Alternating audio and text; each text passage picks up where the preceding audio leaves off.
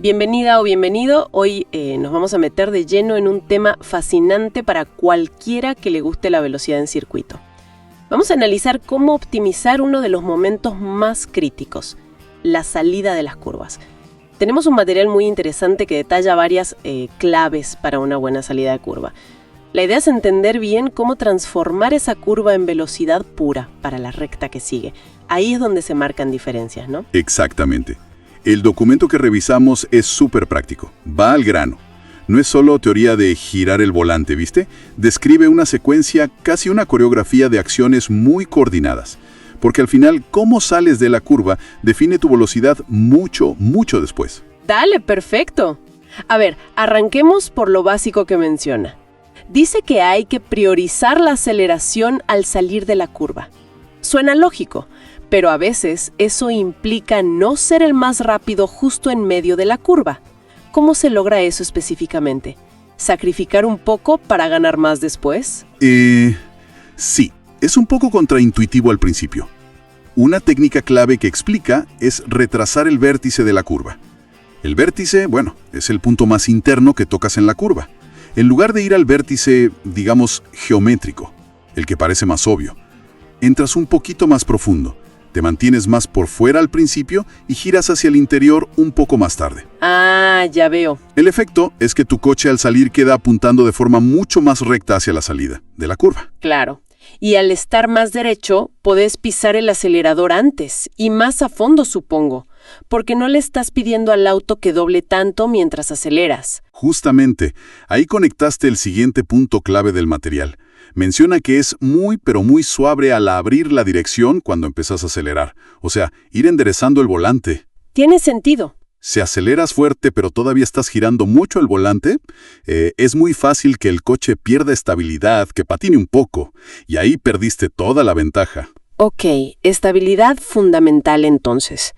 Ahora, para poder hacer eso, para colocar bien el auto para ese vértice más tardío y esa salida potente, el documento habla de una técnica de frenado que siempre genera preguntas, el trail braking. ¿Cómo encaja esto en la salida de curva? Sí, el trail braking. Es interesante cómo lo vincula. No se trata solo de frenar fuerte antes de la curva y soltar. La idea es empezar a girar el volante mientras todavía tenés algo de presión en el freno, a veces muy poquita, y la mantenés casi hasta el vértice. ¿Y por qué? ¿Qué logra eso? Ajá. Esa es la clave. Al mantener esa ligera presión de freno, transfieres peso a las ruedas delanteras. Eso les da más agarre, más mordiente para iniciar el giro. Y al mismo tiempo como que alivianas un poco el eje trasero. Ah. Y eso ayuda a que el coche rote, que pivote sobre sí mismo más fácilmente en la mitad de la curva. Estás usando el freno activamente para ayudar a girar, no solo para reducir velocidad. Entendido.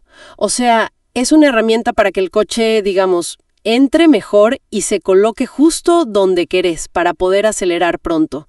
Y una vez que estás ahí, listo para acelerar. El material advierte mucho sobre ser demasiado brusco con el pie derecho, ¿verdad? Menciona el subviraje.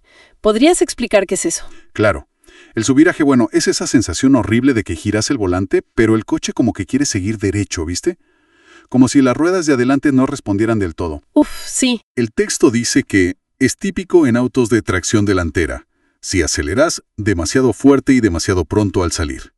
Las ruedas delanteras ya están luchando por doblar, y si encima les pedís toda la potencia, se saturan, pierden agarre. Y me imagino que en un tracción trasera, el peligro es el contrario. Exacto. Ahí, si te pasas de acelerador, lo que puede pasar es el sobreviraje. Las ruedas traseras pierden adherencia por el exceso de potencia, y la cola del auto intenta, digamos, pasarte, empieza a derrapar. Ambas cosas, subviraje o sobreviraje, te hacen perder un montón de tiempo y control.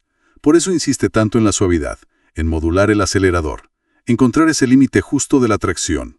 Todo esto suena a un conjunto de técnicas muy precisas, muy interconectadas. Pero casi al final el material toca un punto que parece más filosófico, si querés, la adaptabilidad. Dice que no hay que obsesionarse con la línea ideal. Y ese es quizá el consejo más importante para quien ya domina un poco lo básico, fundamental.